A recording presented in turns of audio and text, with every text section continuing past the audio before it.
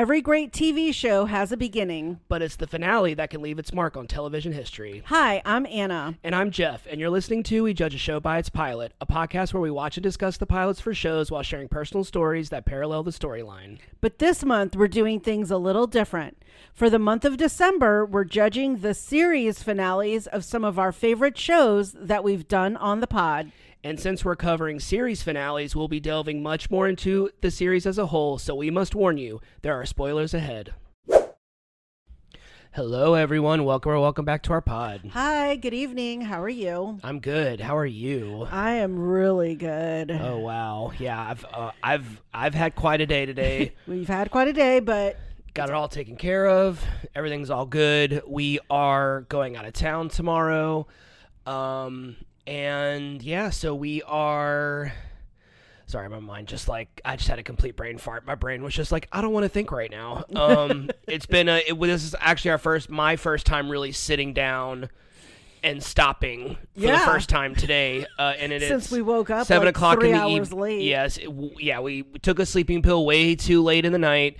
Overslept. We didn't miss anything, but we slept later than we were planning to, which we had to move all of our plans like 3 hours ahead. And then what I was trying to do ended up getting sidetracked, and I had to go fix something. And then I was getting my car inspected. I had to deal with all this other stuff, and we went and met my mom for dinner, and then we drove home. It's dark. It's been raining. Dark all day. It's been raining, and we are going on a cruise, a Caribbean cruise.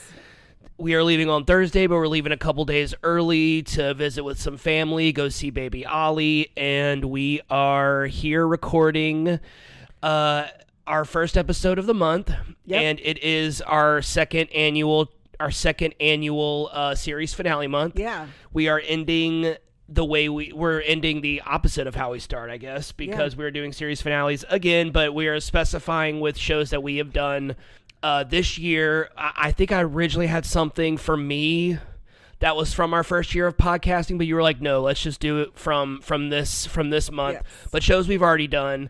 From this year, January, yes. November, through November. So we are starting off with, I would say, is going to be our most controversial series finale.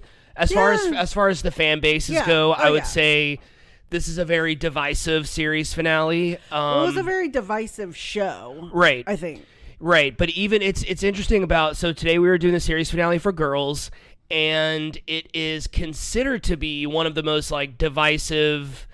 The fans are very divided on how they feel about this. We'll kind of get into that in a minute. But for right now, I kind of just want to talk about, since it's the end of the year, some of the shows that we're watching right now. I would say we're watching All Her Fault right now, which is really good.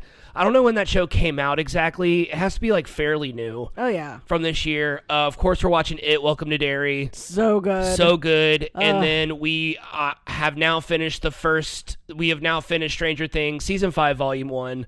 Also outrageously, ridiculously good. That 4th episode, we are watching that final clip. We've watched that final clip probably about 9 or 10 times at this point. More than that for me while you've been gone. And we also started Stumble, yeah. I keep saying stunt because of cheerleading, but it's cheerleading, but it's Stumble. Yeah, and it's just a play. It's just kind of a parody, a satire of Cheer, and really funny. Taron Killam, Kristen Chenoweth. By the way, Kristen Chenoweth, sorry, your Broadway show isn't working out. Yeah. But, she's in a million things at once, so she's fine. She'll be fine. All right, so today we are doing girls. We are talking the series finale. We got some questions. And so what I'm also going to do for this month, since it's the end of the month, the end of the year, our final month of the year, we are doing series finales. So I'm going to be asking you each episode. I'm going to be asking us a reflective question, kind of like to look back on our year of podcasting now that this is our first full year of podcasting. And I would say by now we're pretty in it. It comes off pretty naturally to us now. Oh yeah. I would say from comparing this to our first 2 or 3 months of recording was very different. And so we're going to do all of that. But for now, Anna's going to give us some episode and series information. Now, for the character descriptions, I kind of put like how these characters have developed over the series. I went according to the internet. If you find anything that you don't agree with or that you want to give your input on, I will feel free. Thank you. This is your show. I watch it with you, but this is your show. You know the characters way better than I do. Like I said, I had to go off of Google and the fandom site. So yeah, so do your thing and give us some episode and series information. All right, Girls, series finale, Latching.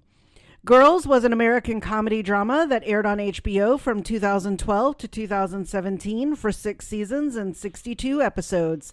The series was created by Lena Dunham and was executive produced by Judd Apatow. The series finale aired on April 16, 2017.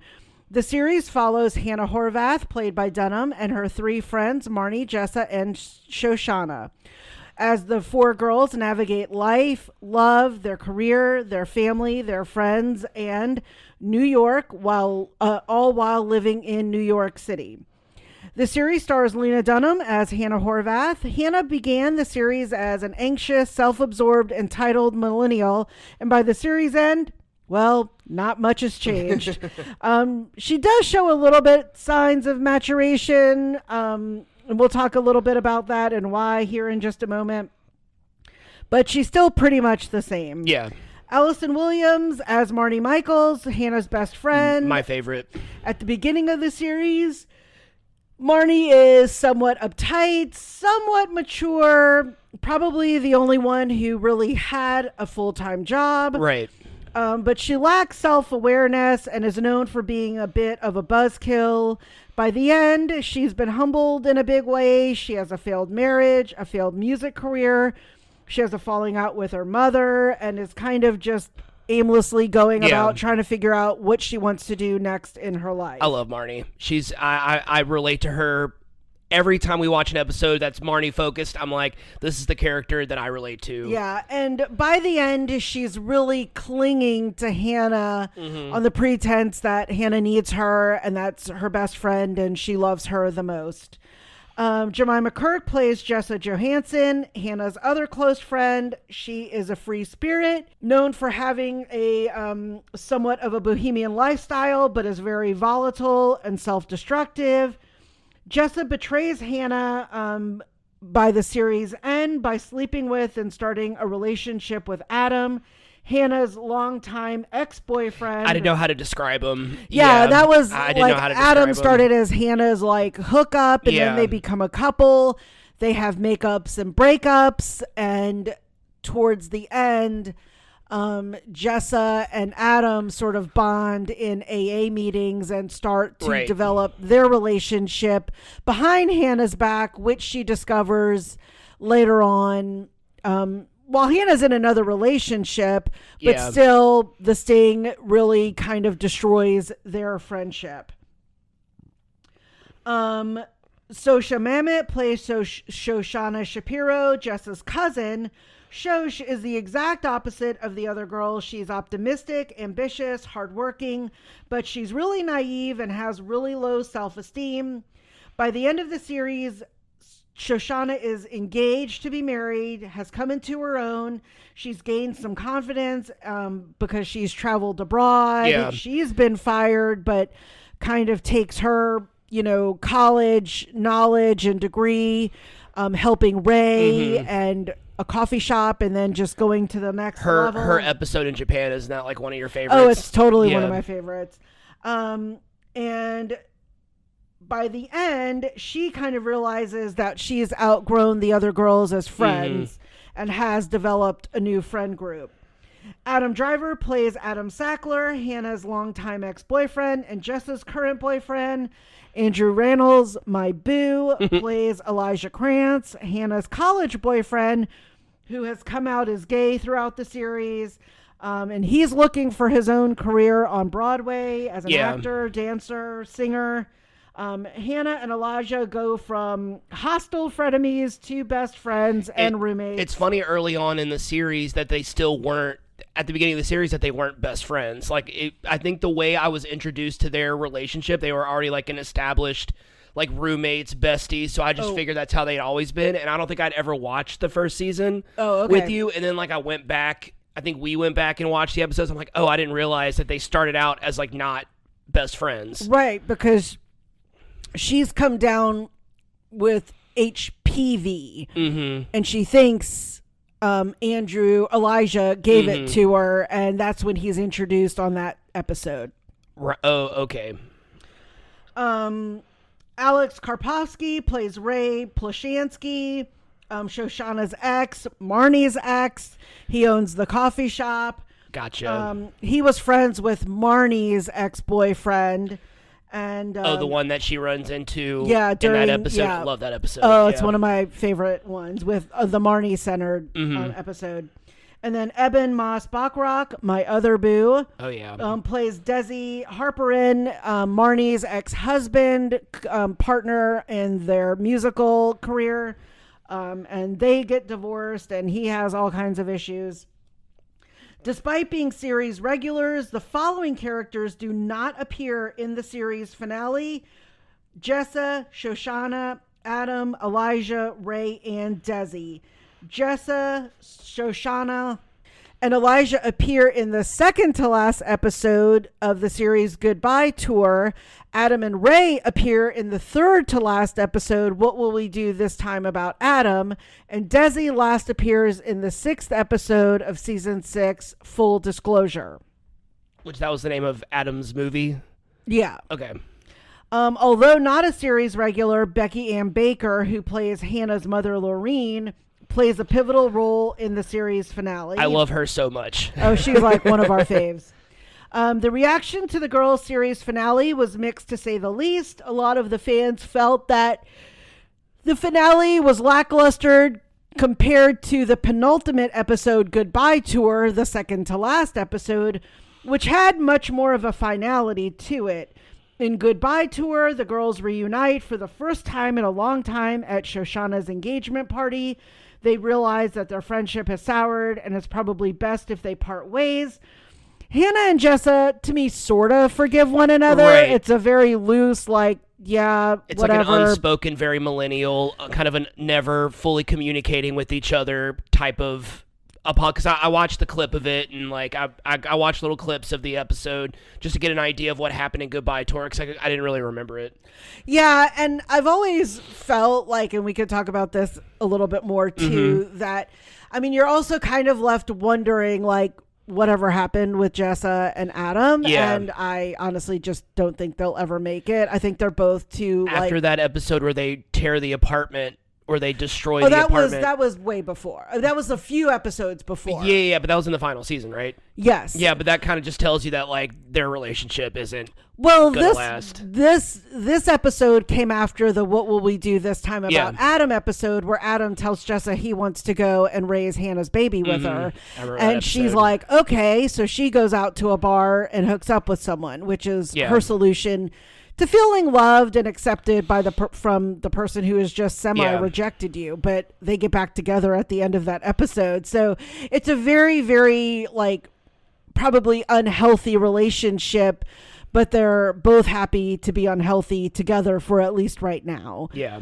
All right. And then so they forgive each other. Hannah reveals that she is pregnant and she's moving out of the city to take a teaching job. And the episode ends with the four girls dancing together as one last hurrah. Now, is that... That was the Goodbye Tour ending. Yes. Although Jessa knew because Adam told her. Like, I think what I found out later was that Jessa's the first one to learn that she's having a boy. Oh, okay. I think Hannah tells Jessa she's having a boy, and she hadn't told anyone else that. Yeah, well, because Marnie knows she's pregnant, and then Shoshana must have heard it from Jessa because that's why Hannah wasn't invited to the engagement party, because she's like, why would I invite you to my party? You didn't tell me you were pregnant. So like that's like another sign of like, I've moved on, you've moved on apparently. So like, why are we dancing around this issue? Many fans felt that Hannah had made so much progress during the final season, only for her to regress back to her old ways in the series finale. You wrote this about the symbolism of latching. That was my sentiment. I know that was yours, and Okay. you did tell me that, but like other fans obviously picked up on Yeah, the but idea. I think a lot later, because during Yes. the initial run of it, people were like really upset. It is like a retroactive appreciation. It's like the series. It's a lot like the series finale for How I Met Your Mother, where people didn't like it at first, but as time passed, and maybe as they grew up more and lived more life, they understood that like we don't need a finality to something because that's not how life works. Correct. So like that life just keeps going. Right. And there's no finality unless you die until your last day on Earth. And I think a lot of fans, because we're in an era, especially in this era of television, where series finales were just different, and there was a lot of finality to these things, and kind of leaving things open ended was still very new to TV series finales. Like any series finale that did that before, people hated it. Like people hate the Sopranos series finale because they just continue living their lives, and it's just kind of the same with Ozark, where it's like they just continue living their lives because it's like, well, what's going to happen? They're all going to die. Like, right. So what's fun about watching that in a series finale? And I think with Game of Thrones was also a big disappointment for a lot of people because it just was too open-ended. But I'm like, what do y'all want? Like, what do y'all expect? And now it's now series finales are all like that. Like, there's all this. Well, now because they want to leave it open for the reboot, Right. probably. So, right, and I mean, like, 20 years. Right, and so now it's totally normal for there to have like open-ended endings. But I think in 2017, people weren't ready for that. I just personal opinion, like just kind of looking back at the era and the TV shows that were going on at the time, it was very not unacceptable for a show to have an open-ended series finale. I think also they wanted a happy ending, and this to me was not really at all a happy ending, not in any way whatsoever. No, not really. I mean, she had a baby and she had a new job and she was starting life, but even though the ending at the very, very last scene seems somewhat like of a okay. Yeah.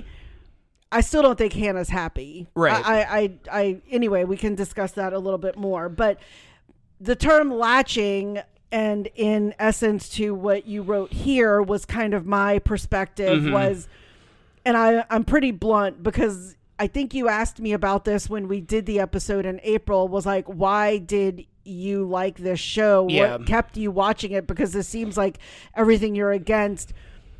And it was because I said, I was so opposite of Hannah. I could not wait to be on my own. Yeah. I could not wait to be earning my own money and making my own decisions and having a job and doing all of those things away from my parents. And here Hannah was 4 years post college, still having her bills paid for by her parents who weren't super wealthy, and asking them for 2 more years when they told her they were cutting her off. She's like, no. I'm going to finally finish my book. I promise. Yeah. But can you give me 2 more years to do it?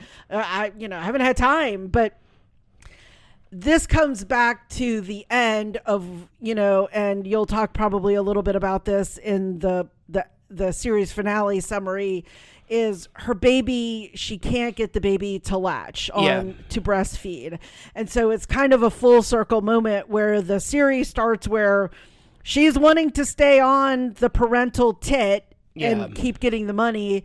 And here in this series finale, she can't get her baby to latch onto her. So to her tit. So it was kind of ironic and sort of a great ending. Even in their series finale recap, they don't really discuss that. Yeah. And so to me, that was what it was. I don't know if that's what Lena Dunham meant. It seemed very like a natural interpretation of it. Yeah. I think she just, like you said, was like, life goes on. It's not always happy. It's not always perfect. And even if you're an asshole, you can get accidentally pregnant and have this kid and also make the choices because, like, I think all of her friends and her parents were like, and what are you going to do about it? Right. And that's what her mom comes back. And so, again, you'll probably talk about that, so we can talk about that a little bit. So the series finale, it was 30 minutes long. It was very kind of cut and dry. I stretched out as much as I could, and I only got a page of a plot summary. But obviously, there is a lot of stuff that happened in between.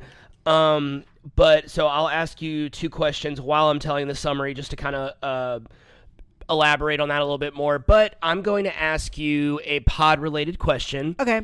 And I think this one's, I'm kind of starting off with an easy, not an easy one, but one that's, you don't have to think as hard about, I don't think.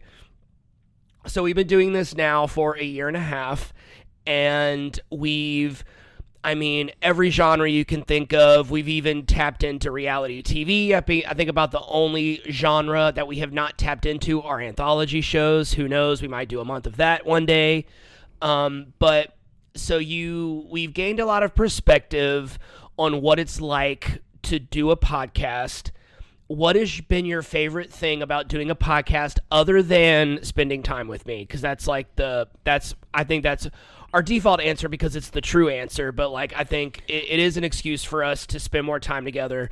But other than that, I will actually say that I love how we pull from these vault of stories, because even in the car just now, we were talking about the questions, because you don't always tell me what the questions are. And you were telling me the story about what you're going to talk about on this pod. And I was like, we'll save it for the pod, tell me the whole thing then. Or you were like, I need to also kind of remember everything that happened. Yeah.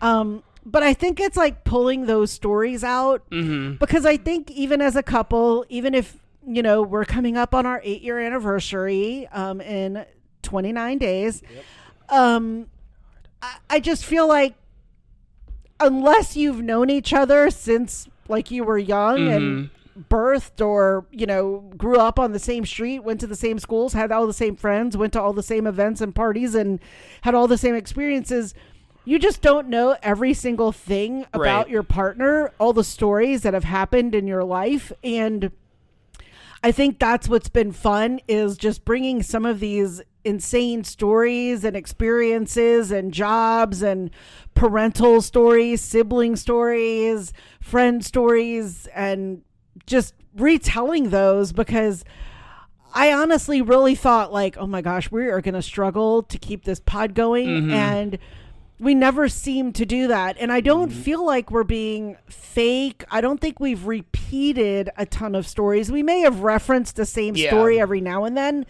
but I feel like we always have something to talk about, and we always learn something new about each other or from each other.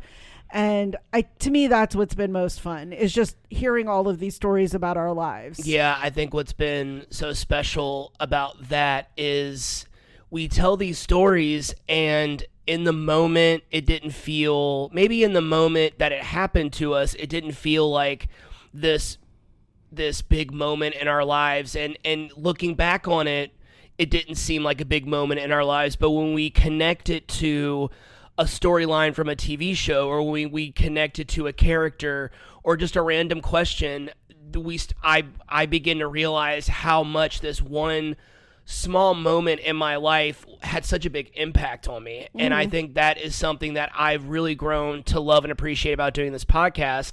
I mean, other than learning so much about you and learning so much more. I don't know why you always laugh when I say that. I know, but that's what I'm saying. It's exactly what I just said. It's like, I mean, we met really both late in our lives. I mean, you were in your 30s, I was in my 40s. And so we had a lot of life that we weren't together. And so, we're playing catch up on the not getting to know one another, but hearing our stories. It's not like we're going to just sit in the living room and go, tell me about a time when you were 16. And, we're just going to talk about that. But interplaying it between these TV shows and what's happening there, we can go, oh my God, something like that sort of happened to me too. And so, I think that's what I love about it. Like, I think something that I've really loved about doing this podcast, and it doesn't happen that often, but every time it does, like, I always appreciate it, is how this podcast, when people listen to it, and the majority of people that listen to our podcast are friends and families and people that we know, and it's just really kind of funny to kind of, like, I told the story about when we did the Futurama episode, when we did the Futurama episode, and I talked about the episode Jurassic Park, and I was like the guy that I work with, Jordan, and we talk about that episode a lot. All you have to do is say Jurassic Park, and it will, he will immediately have a reaction to it. And then Nick Peroni, fan and friend of the podcast, he is in the same fantasy football league as Jordan. And I think Jordan was like pissing him off, and he just texted Jurassic Park to him. And everyone was like, how did you know about that? It's like Jeff's podcast. And that was kind of also like, I think people at work started getting curious about my podcast because I don't talk about it at work. To me, that's just so obnoxious to reference your podcast at work. I don't know. It just feels very like braggadocious. That's just not how I am. And I think that's what got people at work. I don't know if they listen to the podcast, but it got them kind of interested in like, oh, like you have a podcast and like you're for real about almost it. And like to 200 episodes, right? We are in the one. We just hit 130 something. Oh, okay. We're over 100 though. Yeah. Yeah. Oh yeah, we're well over 100. Because we did stop doing 2 a week. Right. So yeah. Who knows what episode number we'd be at Well, now. and you just mentioned anthologies. During my month in April, we are doing a new spin on show, so we will wait on that. Very excited about that. Yeah, so I got to pick some special shows. So I think that's been kind of my favorite thing, other than spending time with you and learning more about you, and learning more about your past, and being able to because you and I have very different. Up until we met, you and I led very different lives. And, you went to college, you have a very professional life, career, and my life went another way, and I was a little bit more working class, blue collar, whatever you want to call it. Like I rented out apartments, I had roommates, like I had a very different adult experience than you did, and yet we can kind of come together and tell these stories. And a lot of times y'all are hearing Anna's story for the first time, and so am I. And so exactly. It's just like, and I think something that I want to work on for myself is being more interactive when you're telling a story, but I'm just usually just sitting there being like, because I've never heard it, so I want to hear it, right. And I don't want you to like lose, your momentum with telling the story, and so I just kind of sit here and go, because I just want to hear I just want to hear you talk. I want to hear your story. But that is something that I want to work on in the future, is being a little bit more interactive when you tell a story. Got it. But I'm just you're such a great storyteller, and you kind of do a Kevin Smith where you just kind of start talking, and I just sit there and being like, just wanting to hear the whole story. That's always why I'm like, I'm sorry, I'm rambling. Yeah. Because you're just listening, and I'm like, how long have I been going? And it's like 2 minutes. Yeah. So what is your least favorite thing about doing a podcast? It don't have to be, I'm really, the least favorite part is that we're not being paid for it. Yes. I wish we could be paid out there. Any AG1, that want to sponsor us. ZocDoc or whatever it's called. Anybody that wants to sponsor us. No, just kidding. No, I mean... Monster Java want to sponsor. Delta Airlines, Royal Caribbean Cruise Lines. No, I mean, I don't think there's anything that I dislike about it. I really can't think of it. I mean, I wish we did have more time to do it, in the sense of like, today ended up being freaking nuts, aside from the fact that we just like overslept by 3 hours. Yeah. But then you had a little blip with your car situation that you had to go get fixed. And then that took a whole nother 2 hours to go back and do. And so I got delayed because I was supposed to do a class at 2. I was prepping for an hour. Yeah. Then while I was waiting from the school that didn't show up, I was sitting here like, great, I could have been doing something else during all of that time. And so now I was just all frazzled. So today did not go up. And now what we had planned to do earlier today, we're doing now at 7:00. Yeah. So on the night before we leave for vacation. So anyway, I wish we did have more time to dedicate to it. Not that I think it's bad or that we have a bad format, because I think we do have a really good rhythm and the way that you write it up, and we talk about it and, prepare and whatnot. But yeah, other than just time that I wish we had to devote to it, I like the way we do it. I'm glad we are now to one episode a week. It's much more manageable, much less stressful, and I feel like we're still doing a great job and can keep doing it in the future. Yeah, it's less that it's my least favorite thing about the podcast. It's more like the least favorite thing about me. It's more of like I wish that there are days where I know we need to record, and it'll make things so much easier on me to edit and to prepare, but I get home from work and I don't want to record. And I wish that I could be a little bit more motivated, and I could be a little bit more proactive about recording and preparing. And I'm hoping that the beginning of the new year, maybe we can I can start fresh and we can really get ahead on episodes and do backlogs and just kind of have all of our episodes for the month kind of done in 2 days, and then I can just edit those as I go, because I have stuff going on. We have stuff going on in our lives, and I have stuff going on in my life that is going to make it more difficult to record these episodes the day that they come out. And I just know that I need to kind of be more on top of it.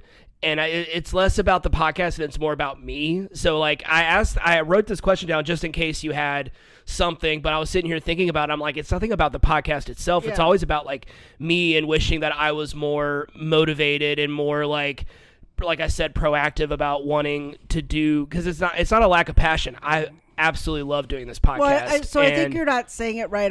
I think you wish your schedule was a little bit more regular, yes, work wise, because you work some day shifts, you work some night shifts, you do work doubles on Sundays, so by Monday on your day off you're exhausted, and I so sleep half the day. So it's, once you have a better schedule, hopefully it'll be better. So that's it. I absolutely love doing this podcast. I love all these shows that we discover, getting reacquainted with these shows, introduce shows to me, versa versa for you. So let's get on with the plot summary. And I have 2 questions. I know one definite, another one that I might have to kind of dig in the vault a little bit, but I can probably think of something because life is full of stories. Mm-hmm. So, all right, so let's get to the girls' plot summary. Marnie surprises Hannah at her home upstate, which was a really funny opening scene so I didn't realize that when we were watching the episode so Hannah wakes up and Marnie is in bed with her. She's spooning her, holding her stomach. And I'm not realizing that Hannah didn't know that Marnie was there. Right. Which I thought was really funny. And that's how the series opened. Okay. Yeah, they were in bed together. Oh, okay. I'm going to have to, I didn't realize that. All right. Admitting that she doesn't have much going on in her life since her band dissolved, Marnie explains she'd like to help Hannah raise the baby. Hannah accepts the offer. So now five months has now passed, and Hannah is a new mom, and she takes baby Grover to the doctor for a checkup. By the way, that baby is so freaking cute. Oh my God, so cute. He's in great health, but Hannah's concerned because Grover won't breastfeed. So she said that he did in the beginning, and then just one day he just stopped latching. Yep. She's worried that it'll interfere with their relationship. The doctor reassures her that everything is okay.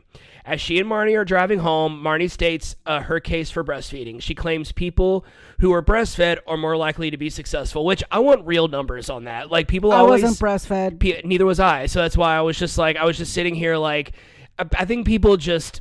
I think that's one of those Makes it up. Yeah, it's just one of those sayings or, people... facts with heavy quotes around it. After numerous attempts to breastfeed Grover, Hannah gives up and gives him a bottle. Marnie tries to help her, but only causes Hannah to stress out more. Marnie tells Hannah about a jazz event in a nearby town and she wants to go to. Hannah immediately shoots the idea down because it would mean Marnie leaving her alone with the baby. So Hannah's afraid to be left alone with the baby, which, as a new parent, I can't blame anyone for that. It is very scary, this idea that you are left in charge for this tiny little human. You're in charge of them presumably until they're 18, and maybe longer if you're Hannah's parents, longer than that. And it's a very scary feeling. As when I was a new parent, it was very. I remember that first week after Maddie was born, we stayed at Jamie's parents' house, and that week I had to go back to work, and we needed to get acclimated in our house with Maddie, and we were both terrified to leave that house. Like, we were both just so scared because we were like, all right, it's just us now, you know, like, that's it. And what do we do? So the next morning, Hannah wakes up to discover Marnie called in reinforcements. Lorene. Hannah vents to Lorene about her experience as a mother thus far. She admits to being afraid she'll raise Grover to have all of her flaws. Lorene doles out some tough love. So the MVP of this episode is Becky Ann Baker. Oh like, my God. that whole scene between her and Hannah, and she's following her around the house, and they're having this conversation, and it goes from getting like really heated to really calm to really heated to really calm. Becky Ann Baker is an American treasure. She is married to one of the greatest character actors of all time, Dylan Baker. Creepy. I know. The serial killer in Trick or Treat, the Nazi doctor in Hunters. He is just so good at playing a piece of shit. And Becky Ann Baker plays the best mom, other than maybe Connie Britton. They're maybe the top two like moms of this era that are just the best. And her whole like basically telling Hannah like, I know you have problems. Everyone has problems. That doesn't make you special. Like, you have to deal with it like everyone else does, which is something that I don't know if her mom has ever really talked to her this way. Maybe here and there throughout the series. Well, I'm trying to think of the whole like sequence of things that happened, but in a way, I think she's essentially saying you made this decision. Yes. And, you know, you did have the opportunity to not be in this place. Yeah. You know what I'm saying? And so she's like, figure it out. Yeah. Like, welcome. This is exactly. Yeah. Baby's not going anywhere. And so, you know, and she's trying to do it in a pretty calm way. Until the end, yeah. You know, yeah. And so it's just, but I think she's like us, where we're all tired of Hannah. Yeah. Of being like, you are always quick to blame everybody and not look in the mirror and just be like, it's me. Well, because then when Hannah's mom gives her that tough love, I mean, Hannah kind of fires back and blames it on her. Like, oh, I'm a bad mother because you were a bad mother, or because you made these terrible decisions. You married a closeted gay man, and you gave me all of these problems, and like, right, that's what I'm saying. Just like a very unfair thing, but it's Hannah being Hannah. Like, it's well, right, that's what I'm saying. Yeah. She just keeps blaming everybody but herself exactly for everything. And so so they have this big. So it starts out with Hannah's mom kind of giving her, I want to say, a little bit more of like a pep talk, and she's like trying to be positive and trying to be encouraging, and Hannah's being a brat like she always is. And so it turns into basically Hannah's mom just yelling at her because it's like, you're entitled. You put yourself in the situation. You chose to have this baby. You chose to keep this baby. You chose to move away from the city. You chose this house. You chose this job. You chose this life. And now you want it to be, now you don't like it. It's not turning out exactly the way that you want it. So now the world is over and it's everybody's fault but your own. And that is honestly the millennial way of thinking, but like, it is also just very frustrating as a parent, as a viewer, as in everything. Whether you're a parent or not watching this, it has to be frustrating for everybody to watch this girl have all of these opportunities, and for her to, you know, kind of go this more complicated path of life, but then not take ownership or accountability. And it's very frustrating to watch. I'm sure, like I said, a lot of people watch this and are very frustrated with Hannah. I know that's the point. She created this character to be unlikable because it is a really big mirror for a lot of millennials, because it's the and Gen Zers and the way that we all kind of were raised and we live our lives and, you know, all of that stuff. So they have this big falling out. You and I both, we've talked about this a lot. You and I are both the youngest you have two older siblings. I have an older sister. And you and I didn't really fight with our parents. No, I know I didn't. There was no fighting with my parents. Right. I mean, period. So I will kind of readjust the question that I originally had, because this really wasn't much of a fight between Hannah and, is it Lorene? Is that her name? Yeah. Hannah and Lorene, and Hannah and her mom. This really wasn't a fight. It was what we like to call a come to Jesus moment, where basically the Hannah's mom is like, this could have been a pep talk, but you have turned this into a come to Jesus moment where I am telling you, you need to change your ways, or you're going to maybe not lose your baby, but you're going to have a terrible relationship with your son. You're going to have a terrible relationship. And I know that Hannah's also afraid of, she's had so much bad luck with choosing men and kind of always choosing the wrong guy. She's now afraid that she's going to raise one of those types of men. She says that at some point in the episode. Anyway, so you and I didn't really fight with our parents, but I know that I had a come to Jesus moment, at least one or two with either one of my parents. Did you ever have one with your parents? I mean, not a fight or a come to Jesus moment, or just a moment where like... No, not particularly. I mean, I feel like I have always been very ambitious, career driven, wanting to be on my own. Probably, I will say, the only time that I think my mom attempted a come to Jesus moment on me was when I decided to go to law school. Okay. So I had gone to undergrad. I took an extra year to finish my undergrad degree because my dad died when I was a junior, and I became like a little bit withdrawn. So I took like the bare minimum of classes for like my first senior year. And then my mom was like, I'm cutting you off, so good luck. So I had to kick it into gear. Yeah. Then I decided to get my first master's degree while I was also teaching. So I was getting my master's and teaching. I got my master's degree in education. And then I got let go of that job and I had to move home. So, because I couldn't pay my bills. And so I moved home in the summer of 1995, and I got a job at the local department store doing seasonal help, but turned into a full-time job. And then like that spring, I decided on a whim to like apply to law school. I took the LSAT and was like, I had tried to find teaching jobs in New Orleans, but I was so specialized teaching Spanish that there were really no openings. And I didn't want to work at a private school because it didn't have benefits and the pay was crap. So I thought, well, I'm going to go to law school. Yeah. And so I will never forget, I took the LSAT, got into several law schools in Louisiana.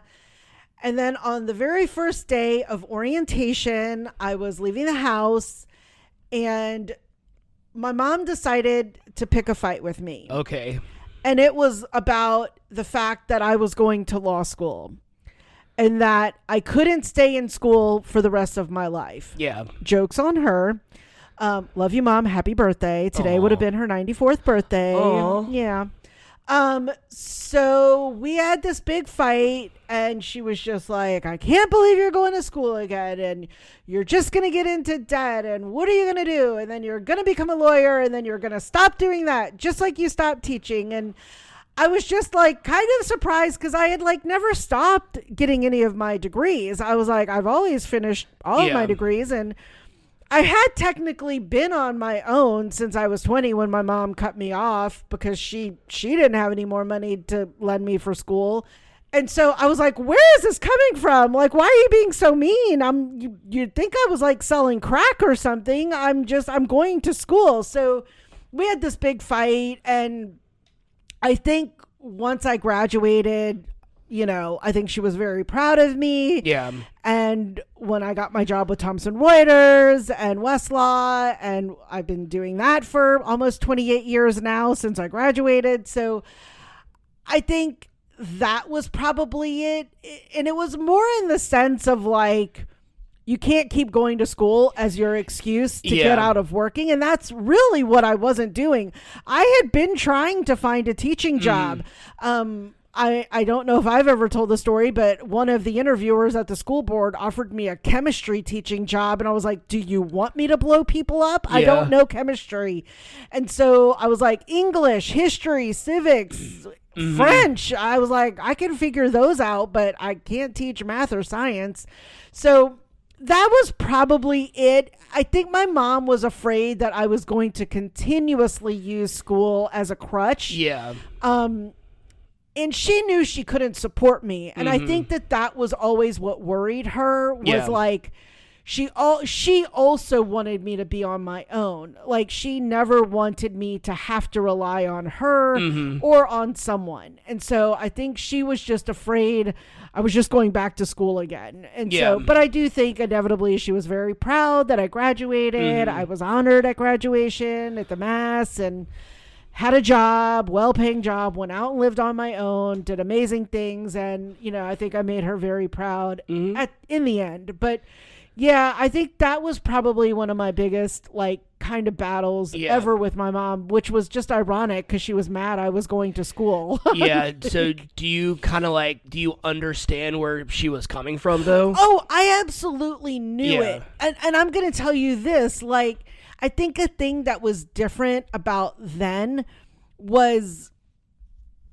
when I was going to the school board. I went to the Orleans Parish School Board. I went to the Jefferson Parish School Board. I had interviewed actually in Lafayette. My godmother had offered me to move in with her and work in Lafayette. And they did not have any Spanish teacher openings back in the late 90s. I don't know if there was an influx of Spanish teachers or something back then, but no school board had any openings. Yeah. And I had worked at a private school in Monroe, and I just could not live on $12,000 a year. I mean, that's what I was being paid at the private school. And I just was like, Mom, I'm trying to find a job. I've been going on these interviews. And so I think hers was also just not knowing all that I was doing. But I was also not up my mom's butt telling her everything I was doing. So I just don't think she knew how hard I was really trying. And I was at a loss by spring because I was like, if I don't get a job going into summer, it's going to be another school year. Yeah. That's going to go by that I'm not teaching. Not that working at the department store was horrible, but I was like, I can't keep living off of my semi-minimum wage pay, 20 hours a week. So anyway, I knew what she was saying. I just was like, I'm trying to do something about it. I'm trying to give myself another opportunity for a better job. And, I think she just thought I was using school as an excuse to just keep partying or going out and not working. So, yeah. Yeah. So like I said, we both had very different lives, and when I graduated high school, I didn't go to college. I didn't really make the best grades. I could have gone to college. I just wouldn't have gotten tops, and my parents weren't going to pay for full tuition to a 4-year college because they couldn't. And also it was probably for the best because I don't think it would have stuck. I was not interested in going to school. My parents always really struggled with me, and I struggled as well with this, but just kind of finding my purpose in life and finding the thing that I was going to do for the rest of my life. And it always felt very, I don't know if scary is the right word, but it was always very I'll just use scary because I can't think of another word, but it was always very kind of scary for me just to think of the idea of I'm doing this one thing for the rest of my life and that's it. And it's so many people I knew over the years that went and got their degrees and went and they're like, oh no, I got a degree in this thing. I have to get a job in this thing, or else what I did for the last 4 years was a complete waste of time. And I know a lot of people that went into a lot of student loan debt and that went and, spent more. It took them 6 or 7 years to get a bachelor's degree because they had to take 2 or 3 classes a semester because they had to start paying for it themselves because they lost tops. And it always just felt very scary to me just to kind of, I'm going to pick this one thing. I'm going to do it for the rest of my life. So my parents always really struggled with me in that sense because I was always working in restaurants. I was really didn't have an interest in going to college, and I was it took me a little while to kind of grow up, and it took me a little while to really mature and figure out who I am and figure out what I wanted out of life. And it took me a very long time to figure that out. Well, until I met you, I was still figuring that out, and I was still trying to figure out what I wanted to do. And ultimately, I figured it out that it doesn't really matter what I'm doing as long as it can afford the things that I want to do in life. That's all I really care about. Like, I don't really care what I do for a living as long as it allows me to go on trips with you. It allows me to pay my bills. It allows me to spend the time that I want with you and traveling and doing all that stuff and doing all the little fun things that we do, because that's what I want in life. I really could give two shits about my career. I could give, I mean, not in a bad way, just in a way that, like, that's just not my life's goal, is to have this career that I can be like, wow, I have this great career and it's amazing. Like, no, there's so many different measures of someone other than what they do for a living. And my parents really struggled with that. They didn't understand that. They grew up in a different time, in a different generation, where that it is all about getting a good job and starting a family, and that's that, and that's your life. And that's just not what was in my plan, at least career-wise. And so when I was about 18, 19, 20, like that era of my life, I was very lost. I was very much not knowing what I wanted to do. I was going to community college, and I was working at a kitchen. I was working at Applebee's, I think, at this point in time. And I had a girlfriend that I had had since high school. And I was finally like, oh, I'm going to be an adult and I'm going to get an apartment. I'm going to move out of my mom's house and I'm going to get an apartment with my girlfriend, because that's what adults do. Of course, being 19 years old, we did not discuss anything. We did not talk about finances. We did not talk about how we were going to do the bills. We did not talk about who was going to be in whose name. We didn't talk about any of that. We were both also very immature. We were also extremely incompatible as a couple, something that you don't realize when you're really young, that's pretty important. pretty important. I mean, maybe. It was like you were trying to grow up too soon. I was trying to grow up, but I was doing it in all the ways that, like, I was trying to grow up, but like in the most immature way. I think that's probably like the best way to put it. Yeah. And I, the first few months I was living in the apartment, everything was fine. We're paying the bills, everything was getting taken care of, and I don't know what happened. And I'm not going to sit here and like try to place blame, because I'm at fault just like anybody else is. I don't know if maybe I was just like kind of spending my money and I wasn't really like, setting money aside, or I wasn't like kind of paying attention to, okay, I pay this much a month for my rent and for my utilities. I need to have this at the end of the month. Like, I wasn't doing that. And there was 1 month where I did not have, I was like negative $20-something in my checking account, and I didn't have any money, and I wasn't getting paid for like 2 weeks. We had rent due. I don't know if my girlfriend was really doing that much more, because she was also in school and she was only working like 3 days a week at Walmart. So it was like we were both being very irresponsible, and she wasn't going to ask her parents for money. So I had to ask my parents for money. And so we both went to my dad's house one evening for dinner, and I asked my dad if he could help me with rent. And his response was, Jeff, I need to talk to you outside. And if anyone has a parent, they know, anyone who's ever heard that knows that we're not going to have a pleasant conversation. So my dad takes me outside, and he didn't yell at me, because my dad, he knew that like there, and I might have to bleep that name out. I did not mean to say her name. He didn't know that my girlfriend was, he knew that my girlfriend was inside. He wasn't going to like yell at me, like scream. But he kind of took me outside, and he was like, what is going on with you? Like, why did you move into this apartment if you can't afford it? Like, why did you had a free house at your mom's, and your mom doesn't even live there.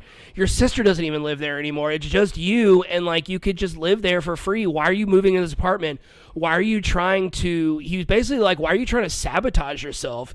And that was the first time I heard the term self-sabotage. And that was the first time where this is a moment where I was talking about earlier, where when you tell these stories and when you think about these moments, they don't seem like big moments in your life. But when you really sit there and talk about it and think about it, you're like, this was a very big moment in my life for me when it came to me kind of growing up, taking accountability, and realizing that growing up isn't necessarily doing the traditional things that you're led to believe. Growing up is just learning how to take accountability and learning how to take care of yourself and learning how to not always have to rely on someone for every little thing. Yeah. And that's what really growing up is. It's not, because what we were doing was playing house. Like, we were just, we thought we were adults. We, spent money that we didn't have on stuff that we didn't need for our apartment so we could have our cute little apartment.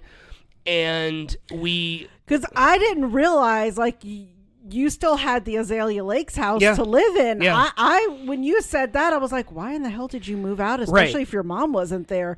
I'm not going to ask why didn't she just move in, because I'm sure Gina wouldn't have allowed that. She kind of lived there a little bit, but like my mom kept kind of coming back home and every time she came back home, my girlfriend had to like go stay somewhere because I don't know the situation with her parents. I'm not going to talk about that because that's none of my business, but like she had to leave and go elsewhere. And so I don't know why. So this became a solution to her having to leave every time your mom came home. Kinda, I guess. Right. So that's probably what Lloyd was saying. And so it was this really big moment for me where it was like, oh, I get it now. Like, and it still took me a long time to kind of grow up, and I had to move to Florida and really be on my own. I think that's why, because it was like less than a year later when I moved to Florida. This was all the year leading up to me moving, and so it's just like I think that was why I moved to Florida, because I was like, the only way for me to grow up and be on my own is to physically remove myself from this situation and go grow up, because I just wanted to grow up. Like, I just wanted to like be on my own and figure it out. And I did, and I came back home, and it still took me a really long time, but I eventually made it to that point. I'm sure both my parents are very happy that they're no longer receiving calls from me saying that I need help with this, I need help with that. I know they are, obviously, but, I was just, when it came to growing up, I was a little bit of a late bloomer. That's why it's almost like a reluctant, I like reluctantly relate to girls. It's like, I don't want to admit that I can relate to this show so much, but I can.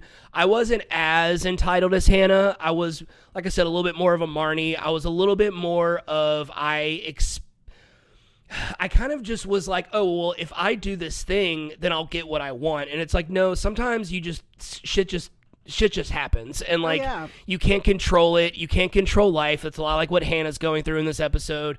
A lot like Marnie, who is just like, oh, well, I want to be a singer, musician, so I'm going to go do it. And then I have to become famous, or I have to become successful. And it's like, no, that's not how it works. Like, it takes more than just a few successful gigs in order to have a successful musical career. And I don't think Marnie understood that. I think there was also some stuff with her mom that I don't remember, but like about the whole, because her mom was a musician too, right? Not really, but I mean, she became her partner when Desi flaked off and whatever. But yeah. So yeah, I think she was always very competitive with her mom. Got it. Yeah. And so yeah, so I kind of that was kind of the moment when my dad kind of took me outside and really kind of gave me that come to Jesus moment where I really started to begin to grow up, and really started to, because it wasn't that much long after where me and my girlfriend moved out of that apartment. I moved back into my house. She moved into her own apartment, so she wasn't coming over and staying at my mom's house anymore.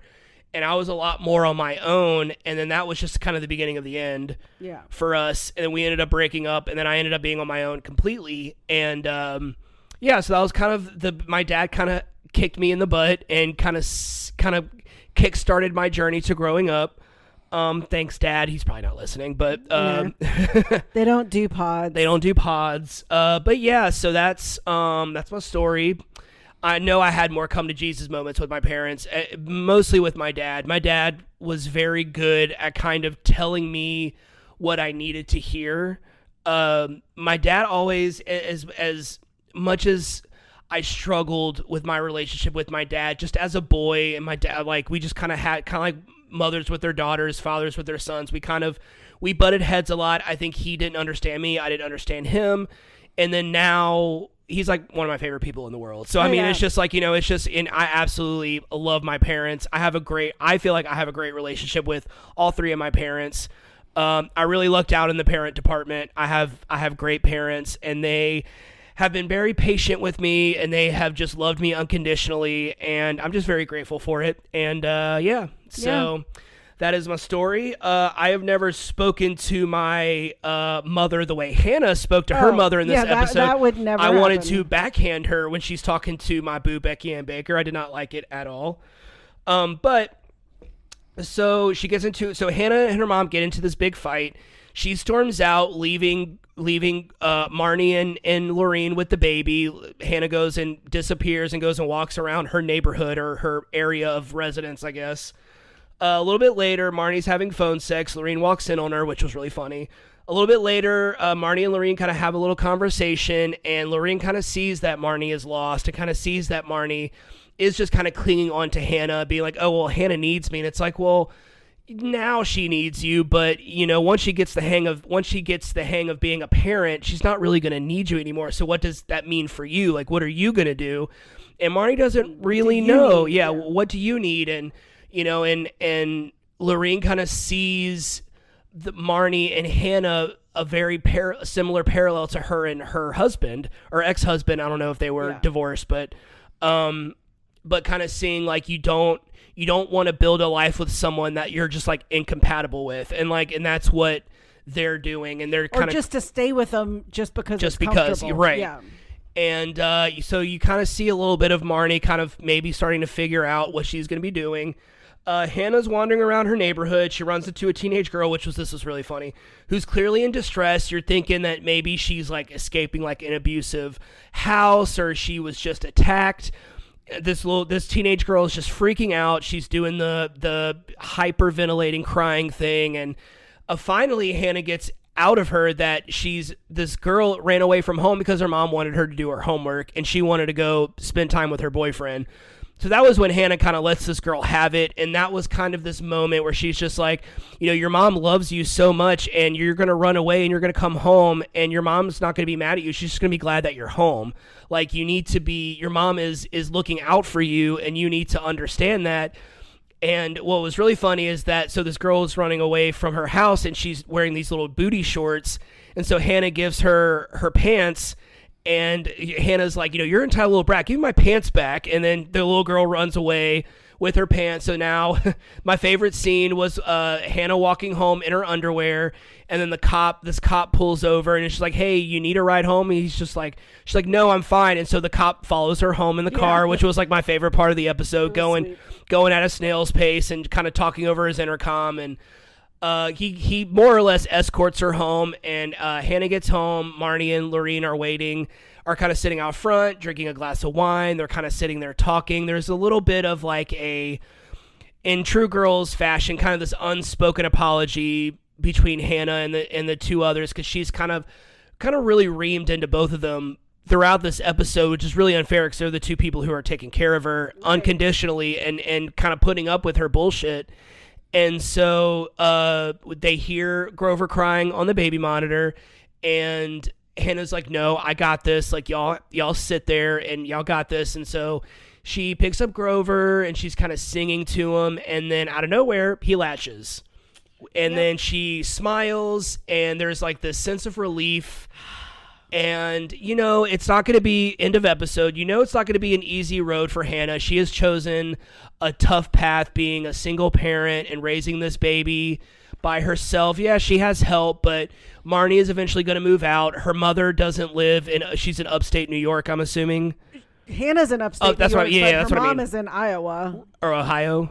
Yeah. Somewhere, yeah. So, Midwest, yeah. You know, Hannah's eventually going to have to be completely on her own, and it's not going to be easy, but, you know, I think that the end of this episode kind of, the sense of relief of just like, I'm going to be okay. Like, life isn't easy. It's not going to always be great, but I'm going to be okay. This baby is going to be okay as long as the baby knows that there's love in his life. And I don't know if that's like the exact interpretation, but that's kind of what I gathered from it, because just the way they kind of ended it, it was very much like very open-ended, very, you know, and I think life she goes also on. realizes that Grover is like 100% reliant on her. Exactly. Not on Laureen and not on Marnie. Hannah's the mom. Right. And so I think she comes to realize, like, maybe in a split second, for at least one moment, like, I need to get my shit together. Yeah. You know. So this was possibly the first time I've ever actually watched this series finale before. I've seen Goodbye Tour. I want to say I watched Latching maybe when it originally aired, and I watched it with you, and that was maybe the last time I watched it. But I have a clear memory of Goodbye Tour. I have a clear memory of, well, what are we going to do this time about Adam? Random kind of things throughout the final season, but this was kind of the one that I didn't really remember as much. I really loved this series finale. I mean, like, you know, Girls isn't my favorite show in the entire world, but, like, I appreciate it for what it is. You know, Lena Dunham's a very controversial person, and you either get it and you love her, or you don't get it and you can't stand her. And I am kind of in the camp of, like, I like Lena Dunham, and I relate to her stuff in a way. I don't directly relate to it, but I kind of, like, in a broad sense, I kind of relate to her content. I know her most recent show wasn't that well liked. I know it was a very depressing show, but from what we watched, I liked it. And, it was very Lena Dunham. Right. Yeah. And it was called Too Much. That's why I just said that. Yeah. And so, I mean, Girls, look, y'all, if y'all have never seen Girls before and this episode maybe interested y'all, I mean, obviously this isn't like a huge spoiler of like a TV show, because this isn't like Stranger Things or Game of Thrones where we're really revealing stuff. But if you never watched Girls, this isn't going to ruin it for you, like us telling you what the series finale is. Oh, yeah. I would recommend it, and if you didn't like the series finale, you can do what a lot of other fans do and just ignore it and count Goodbye Tour as your series finale. Yeah. Which is what I think a lot of fans did, maybe in the moment, but I think that Latching has kind of gotten some retroactive love. I think people kind of appreciate it now. Like I said, you know, when you're in your 20s watching this show and you're single or you're casually dating and you're watching it, you're maybe like, I didn't understand why that was series finale. I didn't like it, but the older you get and the more you grow up, you realize that's just how life is. And, you know, it's not easy. It's not pretty.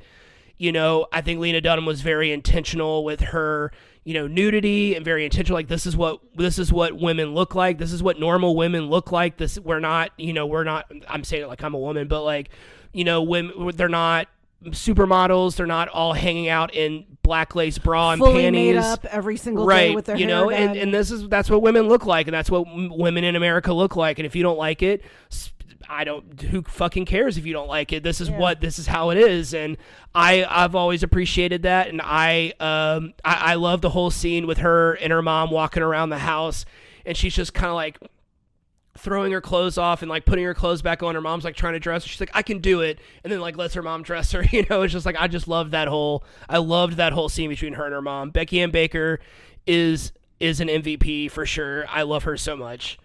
I love her too. Yeah. So you got anything else you want to say about this episode? No, I mean, I loved it. I'm not going to say that I loved it in that moment. Like you said, a lot of people thought Goodbye Tour. There was a lot in this season that they were trying to wrap up and give endings to, and you know, like Ray, Desi, Elijah, you know, you had Adam and Jessa, because like even Shoshana's engagement came out of nowhere. Like, she had not been in like the last few episodes, and all of a sudden she's having an engagement party, you know. So there was a lot going on that I think people were all like, what in the hell has just happened? Mm-hmm. So aside from the like Goodbye Tour that a lot of people felt was like the closure, then Latching came and we're like, oh, we're still going. Yeah. So I think there was that little bit of confusion. And so And Goodbye Tour sounds like the episode title of a series finale. correct. And and so I loved Girls for, you know, the series that it was, because it was so not who I was, but right. I can appreciate that generation and everything that they did and the craziness, because even if I'm not like that, we've all done stupid shit in our life. Like, you know, the stories we've just told, like deciding like, okay, well, I can't get a teaching job, so I'm going to go to college, law school, and, you know, take on more debt. Right. And I can tell you that was probably the biggest reason my mom didn't want me to go to law school. It wasn't that I was going to school. Right. It was like, this was going to cost me like $60,000 of law school debt. So that was what my mom was probably really more concerned without saying it. Yeah. So anywho. All right, you think that wraps this one up? That was it. All right, this is the last episode we are recording before we go on our little vacation, and then when we come back, we got some more recording to do, and I cannot wait. This is going to be a really fun month. All the episodes for this month are great, and this was one that I'm glad we started off. We were originally going to start off with another show, but we're starting off with this show, and I'm glad we did because, I really enjoyed this episode. All right. And I really kind of want to. I really want to go back and watch every episode of Girls. Kind of. Let's do it. All right, that wraps up this episode. Thanks for tuning in. If you haven't already, go ahead and follow us on whichever platform you're listening to this podcast on. That way you'll be notified every time we publish a new episode. You can also follow us on Instagram at WeJudgePilotPod. We're also on Facebook. You can leave us a comment, suggest a show for us to watch, or leave some emojis in the comments. What you got? All right, I don't have too many. Obviously, any of the New York City, although they've left New York City and are now in upstate New York. The baby, the doctor, the milk or bottle. I don't know if there's a bottle emoji.